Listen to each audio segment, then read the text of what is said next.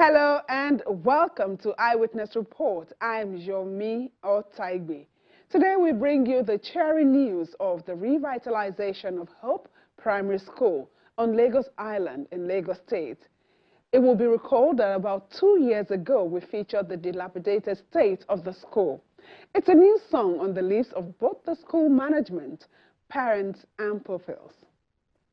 From Lagos, we move to the Federal Capital Territory to also show you highlights of the unfortunate tanker explosion on the Abuja-Kefi Highway that tragically claimed at least 10 lives. Stay tuned for these stories and more coming up shortly. The story of Hope Primary School in Lagos is not just one of restoration. It's a testament to community resilience and collaboration. After months of renovations and upgrades, this once dilapidated school facility has emerged as a beacon of hope for its students. Footage from eyewitnesses and concerned community members reveal the dire state of facilities at Hope Primary School, a government-owned institution nestled in an affluent Lagos neighborhood.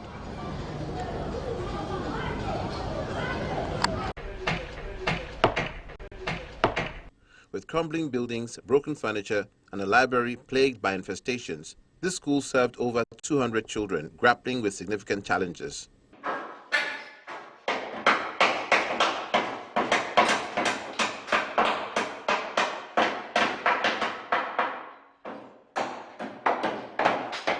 With the intervention of an NGO, the renovation of Hope Primary School commenced.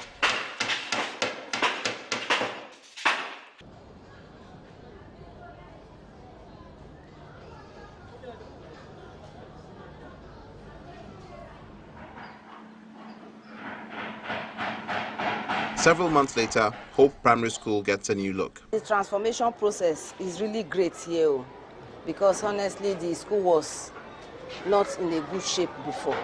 The head teacher, Mrs. Comfort Danso, shares insights into the transformation process. When it is rainy season period, the classes is usually flooded, the front of the classes, especially this block, is usually flooded. Even in my own office, rain will enter inside the office. The roof was leaking. So what I usually do that time, during rainy season, I will clear my table, make sure I don't have any book on the table so that it will not get soaked. So the classroom was not too conducive for learning. But later some NGOs started coming, promising that they will help us do 1 or 2 things, but they never came back. So when special youth leadership came and they asked for the school challenge, I told them about some of the challenges that we are facing here. I took them round. They now said, okay, they will come back. So they now wrote and it was approved. My Oga approved that what they intended doing for us, they can start doing it.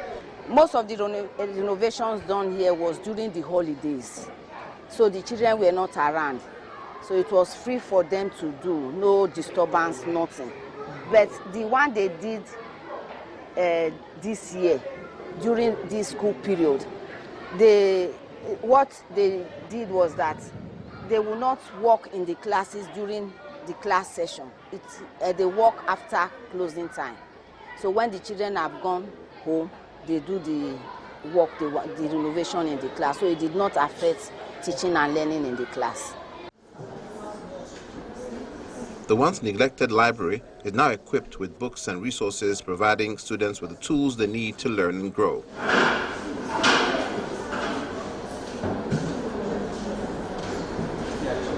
They started with the library.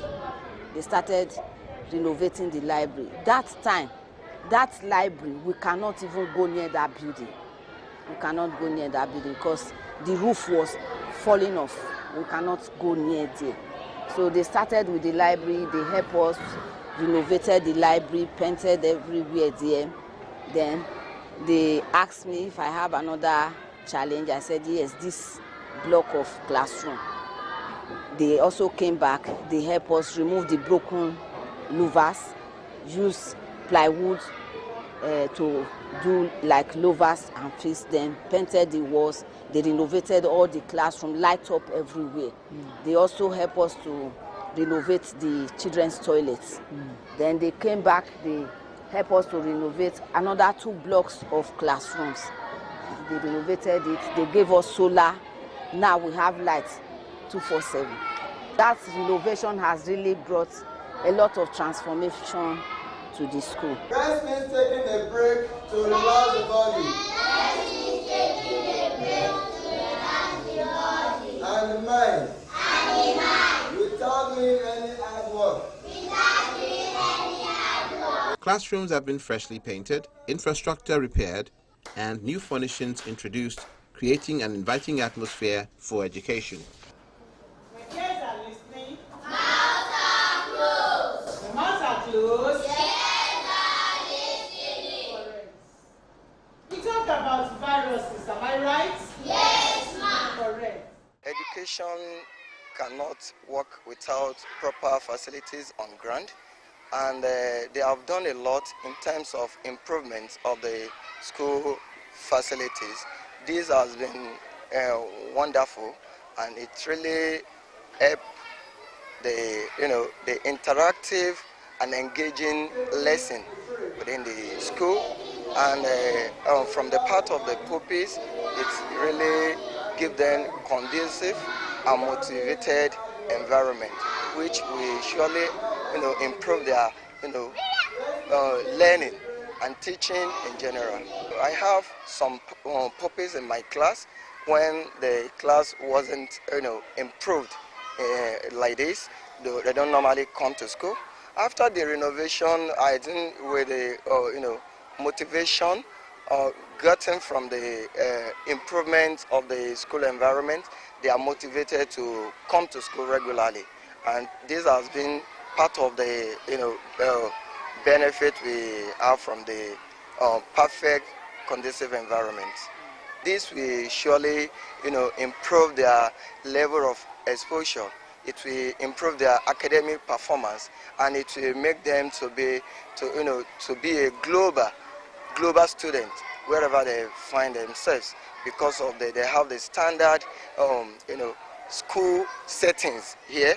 After this level, they are good to go at any environment they meet themselves. Yes. It will improve their academic performance.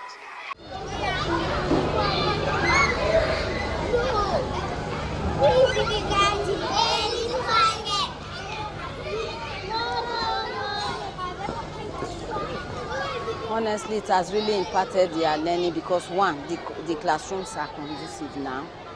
Those days when they were in the classroom, majority are complaining that mosquito is biting them here and there, but with the fan that is on, and when the teacher is teaching them, nothing is disturbing them again, they pay attention. Then the decorations on the wall also serve as instructional materials that also aid teaching and learning. One of the most significant improvements is the installation of a sustainable solar power system, providing reliable electricity and reducing the school's reliance on inconsistent power supply. If you see the way I dressed my child to come to school before, oh my God.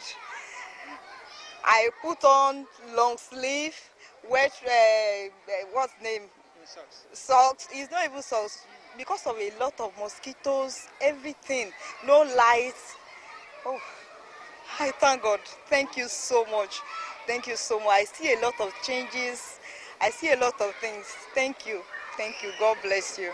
So how has this changes in facility, what you are saying, how has it affected the attitude of your child or your children when it gets? Now, before I spend a lot of money in the hospital, I take, because of the mosquito beating them or something, I take them to the hospital like 2 times, 3 times in a month. But now, since when this happened, I've not taken my son to the hospital. Do you notice that they are always happy coming to school? Yes, they are very happy. They'll say, Mommy, if you see my school now, wow, Mommy, if you see my school now, my school is a new school now. I say, we need to give the people that do this for us, we need to thank them. I'm very, very excited seeing it like this way for the renovation. And my son is also happy to come to this school. The one that passed out was a senior boy. Is happy to come back to this school, which cannot be possible. The other one, before 6 o'clock, is ready to, because of the renovation, the light, everything. Very, very interesting. We less privileged. What is less privileged that we don't have a buoyant finances. Well, we need to come together so to task ourselves, one thing or the other, make sure that our children are not left behind to support. Right now, we have one teacher in our school that is employed by the parent forum. So, but there's no capacity for us to meet our need concerning our children in the school. So we go out there, tell people outside there to see if there's any way they can help our school. What God has used the Special Youth Foundation to mount these wonderful things today. May God continue to bless them more for us and keep them more sound for them. Where that we gather together, bring that idea together. I pray for them today that the Lord will continue to bless them more. The future of Hope Primary School is great because as it is now, anybody that enter here, the first thing they ask us, is it a private school? We said no, it's a government school. Ah, it's so beautiful, it's attractive, it's this. So they are even the people that are helping us to advertise the school. These transformations are made possible by the Special Foundation and Maritime Nigeria. The NGO is dedicated to nurturing young African leaders through education, providing platforms and opportunities to help them realize their dreams. The Special Foundation focuses on underserved communities and underserved children, underprivileged children, and then we reach into communities where they need the help, where they need the intervention. And we identified Hope Primary School in a very unconducive and bad state for the children to learn. And one thing that we believe at the Special Foundation is that children learn better and they assimilate better in a conducive environment. And that is how, we decided to intervene in Hope Primary School.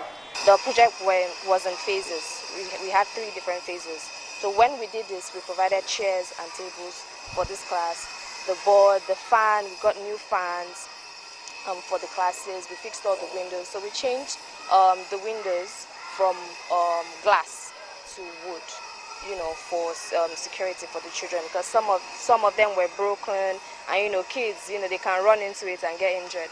So we changed the louvers to plywood, and we painted, and the paint on the wall also serves as instructional materials. So, and then the 3rd phase of the school is it was a total renovation, let me say that, because we now did paint around, changed the signage, painted the school from the outside. From the outside, you can see that the school is more colorful, did murals on all the walls, and then the solar. So the solar installational power, we did a solar installation also that powers the entire school and the pumping machine, so the students don't have to worry about water. Because one of the things they complained about was they don't have lights, they don't have water, the children are not able to use the toilets, they have to regulate, toilet usage because they have to fetch water, this and that, and all of that. So we consider the solar panel installation, which we now did in the final stage of this renovation. The work we do at the Special Foundation is for human service.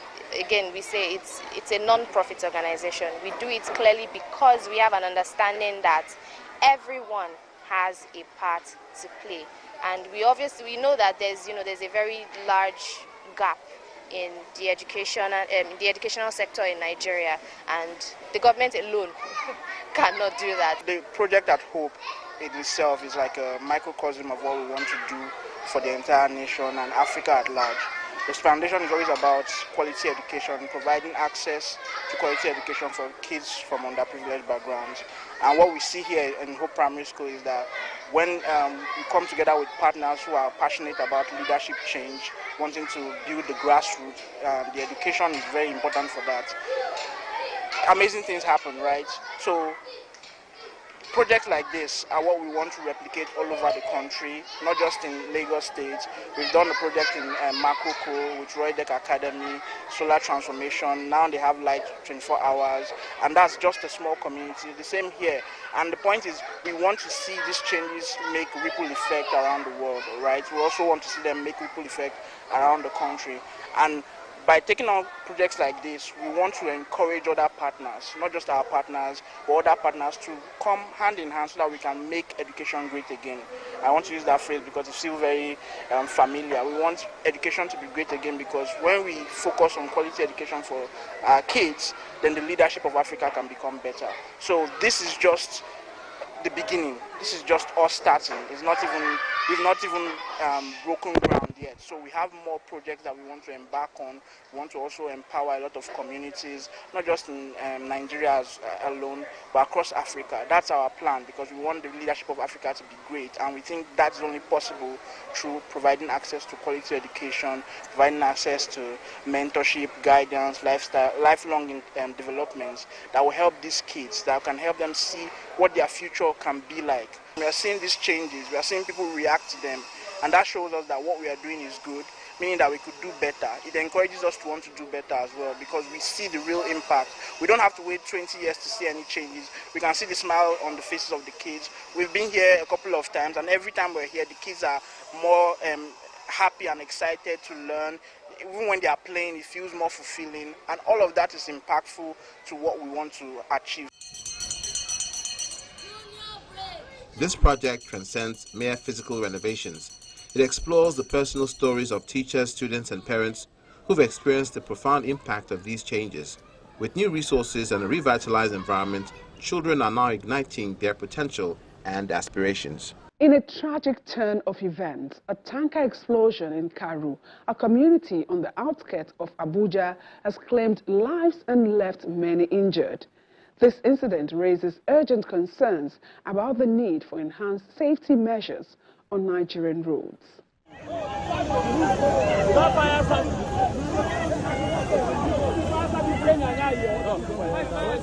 An eyewitness video captures the horrifying moment a tanker loaded with gas burst into flames on Karu Bridge, leading to widespread panic among residents and commuters.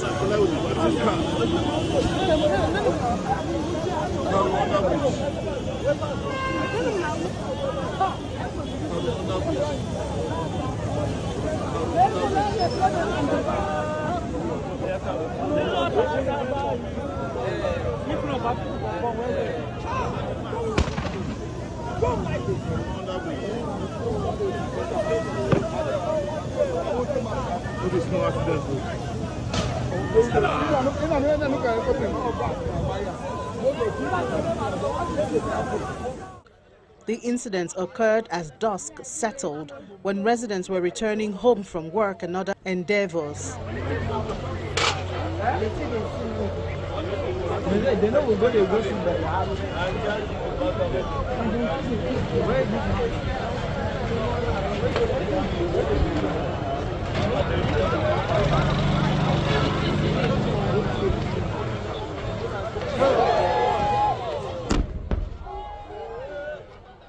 What began with a brake failure from the tanker escalated into multiple explosions, damaging several vehicles and obstructing traffic on the highway.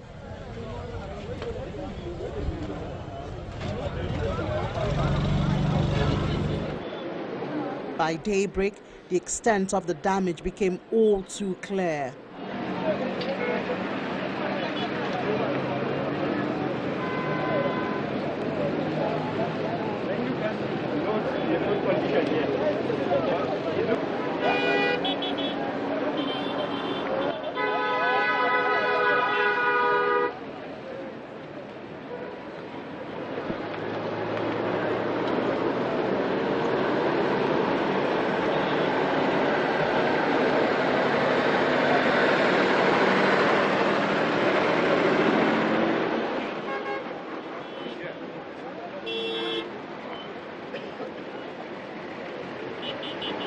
Emergency responders swiftly got to work.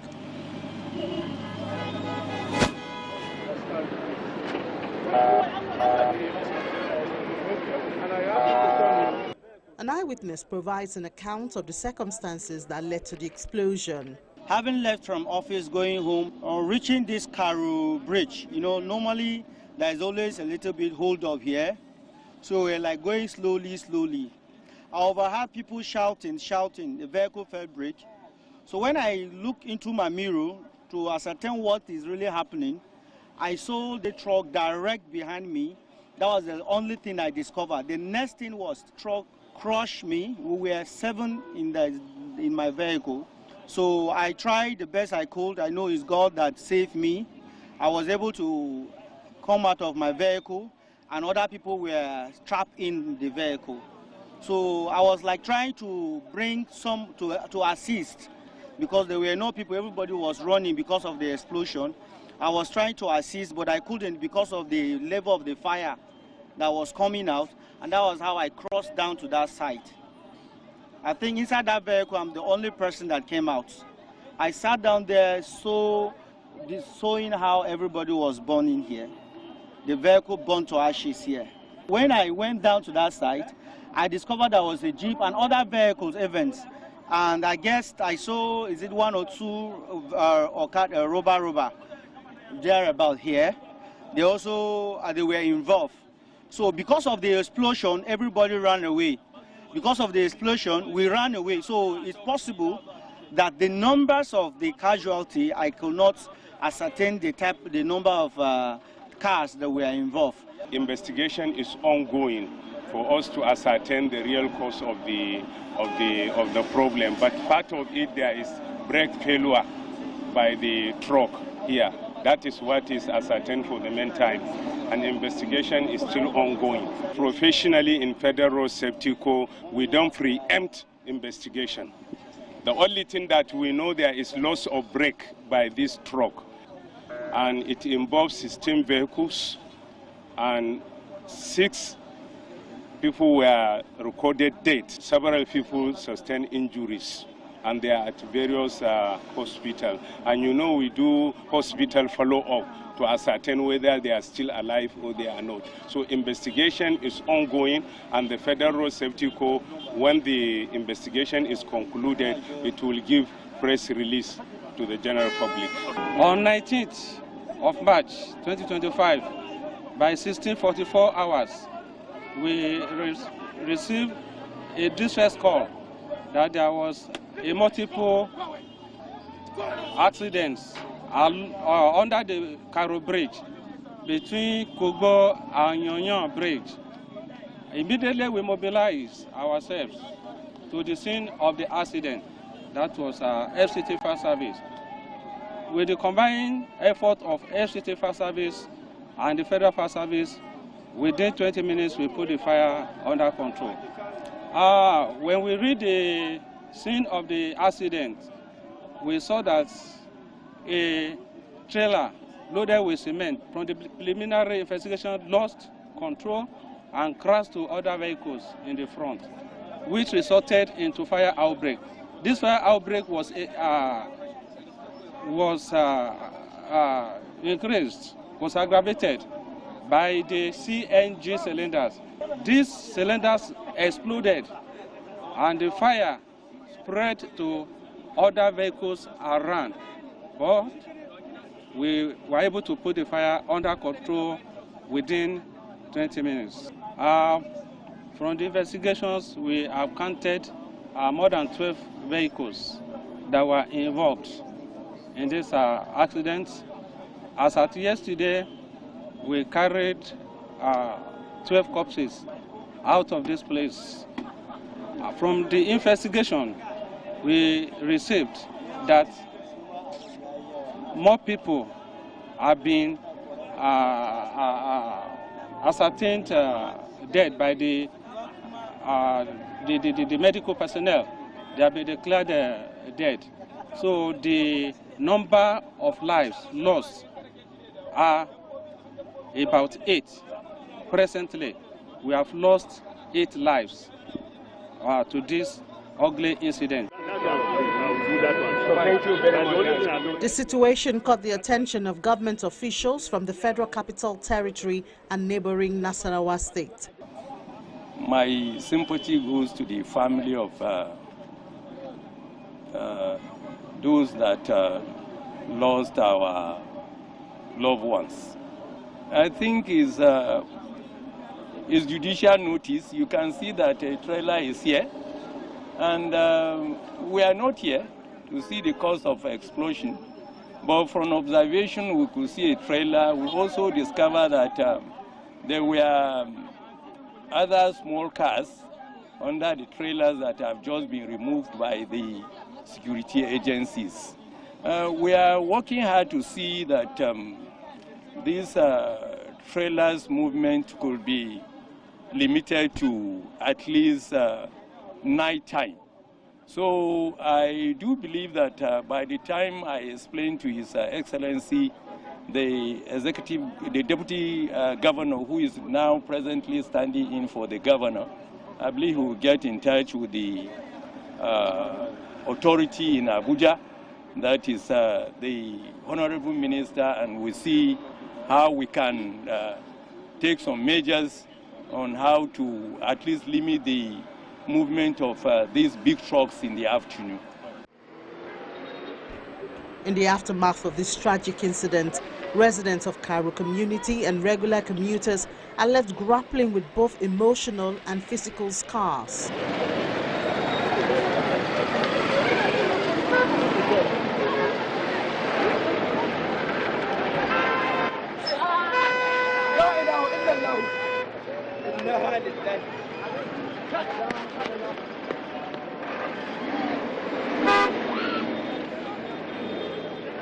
With this and other similar incidents reported around the country, authorities and emergency services continue to emphasize the need for increased safety measures and awareness to prevent such calamities in the future. On this program, eyewitnesses play a crucial role in bringing the stories to life. With the help of their mobile devices, they share updates from their communities. We invite you to join our team of eyewitness reporters by submitting photos and videos that capture the situation in your area.